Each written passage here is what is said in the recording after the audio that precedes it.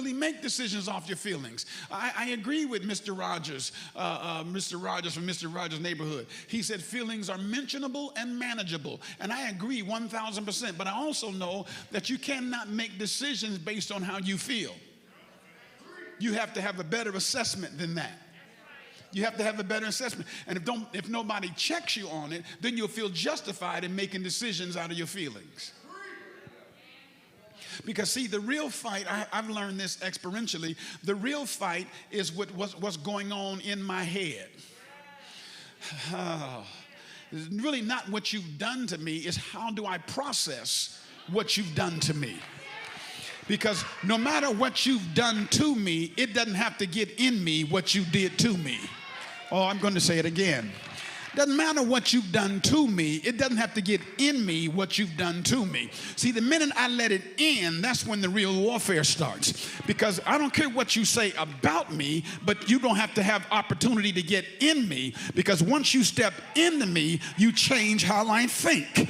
And then I have to recognize that when something comes in that's not my character, I've just let a trespasser come into my thought life. So a whole lot of you are making decisions of what somebody did to you and don't even realize you still have the gate closed to get access into you. So even though something has happened to you, you should be bigger than that to not allow the experience externally to impact you internally, because you are the gatekeeper of your own thought life. Because if I'm going to fight with anybody, in an empty room, I've got to fight with myself.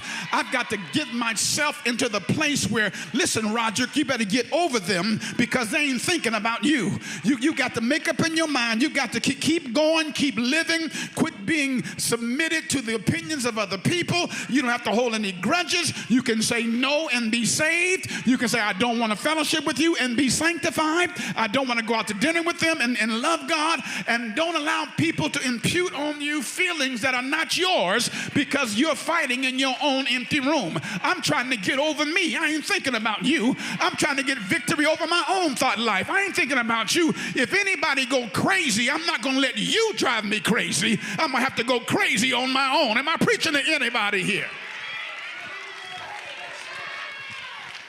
One of the critical components of this thing called COVID-19 and quarantine is that when you've been away from everybody, you learn to deal with yourself. You know, I got to confess, I'm so happy to see you, but it was refreshing. It was refreshing to be by myself and just reflect and take introspection and, you know, sharpen some things and work on some.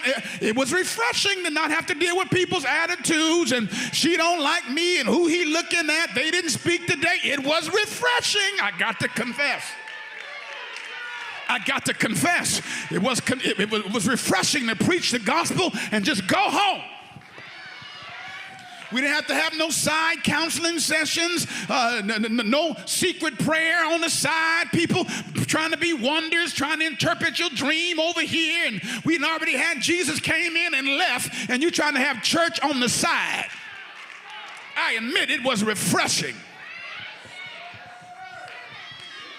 And now, because everybody doesn't retaliate, everybody doesn't clap back, everybody doesn't attack, you think that you can treat people any kind of way. And Paul said, listen, let me remind you, I'm humble here, but the weapons of my warfare are not carnal. Don't deal with my flesh, because I can call on heaven and heaven can jack you up. That's what Paul was saying.